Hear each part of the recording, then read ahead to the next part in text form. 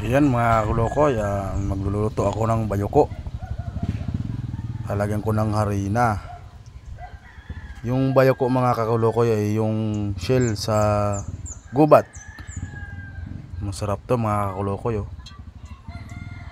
Update ko kayo mamaya pagluto na. Sarap. Yan na po yung bayoko mga kakalokoy, yung niluluto ko kanina. Nilagyan ko ng harina mga kakalokoy. Sarap.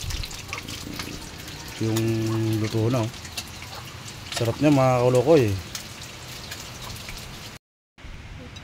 Ayan na guys, yung buko. Yan yung luto. Sarap niya mga kakalokoy. Buko na may harina. Pinirito.